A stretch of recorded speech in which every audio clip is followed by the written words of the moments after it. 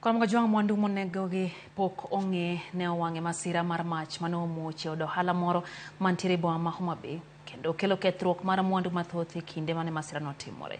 Majno mane omuoche od ohala mayudre e apaya ma Bank Road nowang'o mwandu mag stima ma iuse kar ohala no kod mwandu mamoko.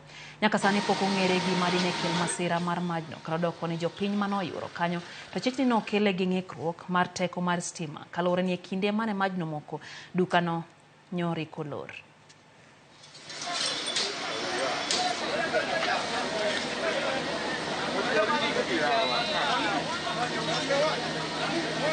Witness kaka wach majno chakore kendo hali mano chakore okele gi chandruok mar stima mano bedo momiyo majno obedo.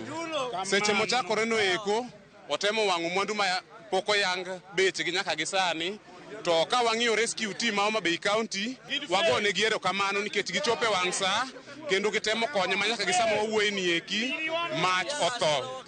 Nyaka gi sani ne security officers ma Homa Bay botimo maber gi control jopiny e yo malong'o maonge mwandu moro amora moyaki. Masani eki onge gimoro amora minyalo wachno kwalo Homa Bay ka. Koro gima duong' akwayo county government Homa Bay ni mondo giket ne jo firefighters gi kambi gi moro ma gidake ipidhogi iketo negi gimoro amora ma mach omuoch to gin kode.